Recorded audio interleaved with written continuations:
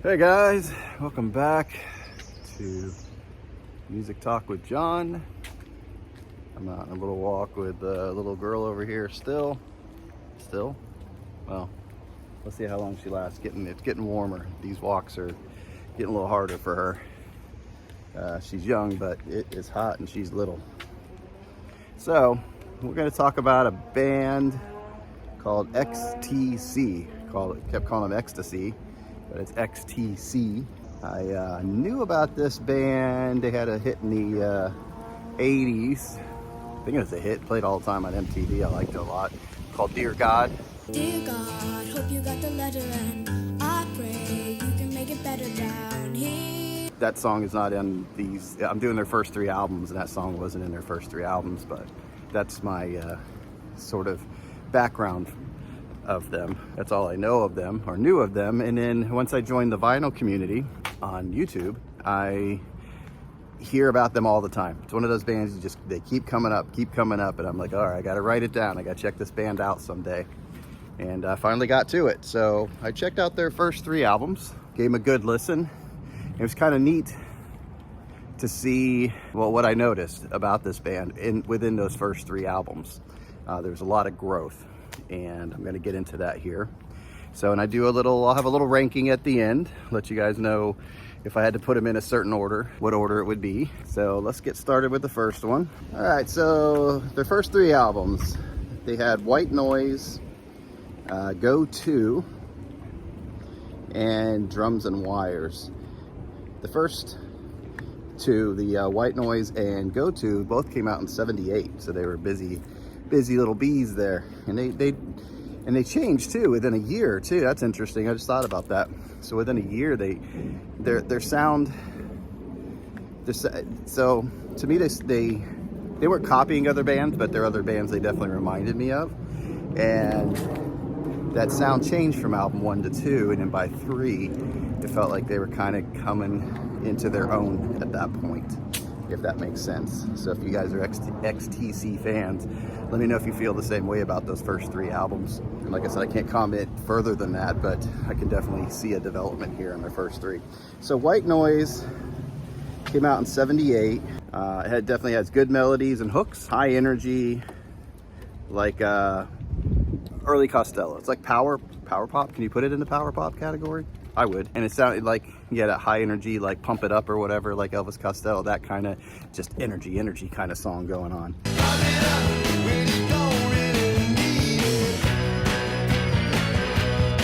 And that could be a good thing or a bad thing with me. Sometimes that kind of music makes me a little anxious, makes it hard for me to get into. They didn't go too far for my taste. Let's see, I usually don't like fast, frantic music, like in the songs on here, Crosswires.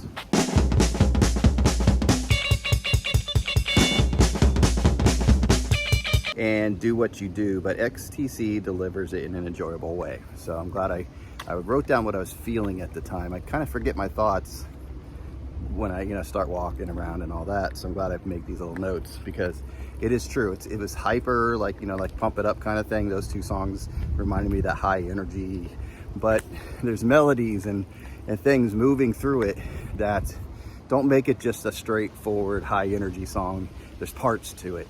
So they do a good job of that.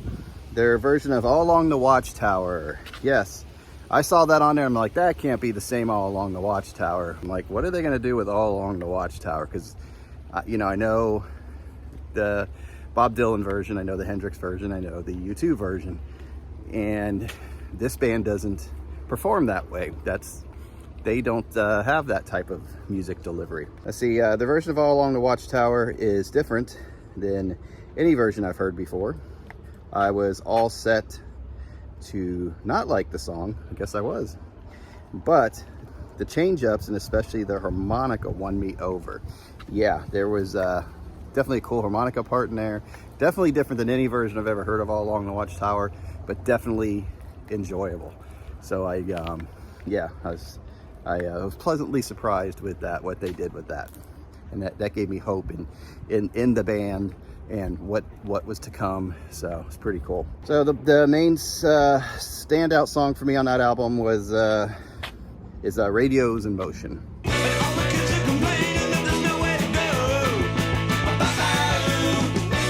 So in the same year, 78, they released Go 2. Yeah, so that first album, I didn't write the note down, but I remember there were bits on there that reminded me of Elvis Costello. Like I said, I mentioned Pump It Up and all that.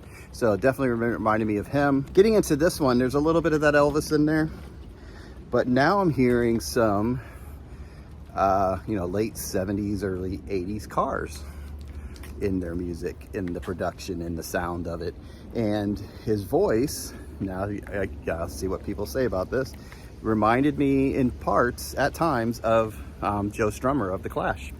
It really gave me that feel. Now, these guys aren't in any way a punk rock band or anything, but Joe Strummer has that very thick English accent in his singing. So I heard the Cars, Talking Heads also, yeah, in there, and The Clash as far as vocals.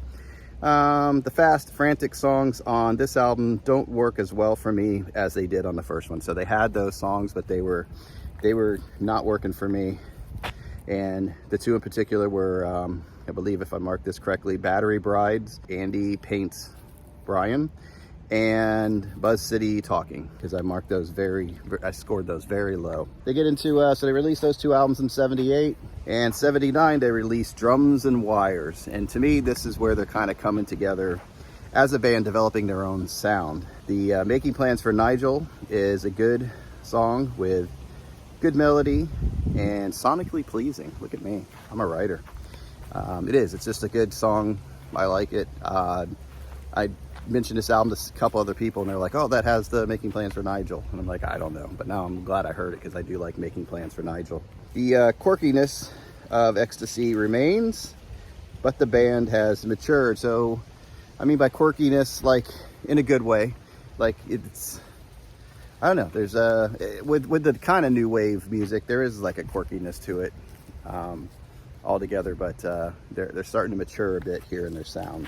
They're starting to form a 80s new wave sound in this, as far as I hear, in my opinion. Developing their own sound, moving away from the sound of the other bands that reminded me of their first two albums. Like I said, Elvis Costello, Talking Heads, The Clash.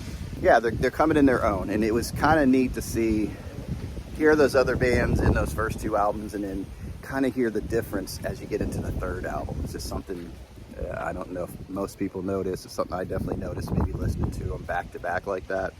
Really made it stand out to me. And then there's a song, That Is the Way, with this killer trumpet part in here. A lot of trumpet running through there, and they very, very good job. I didn't look to see who was playing the trumpet.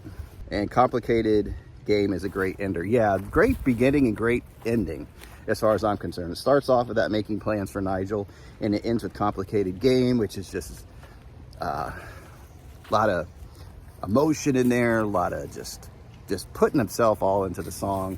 Well produced, just to the very end. I think the song ends on him.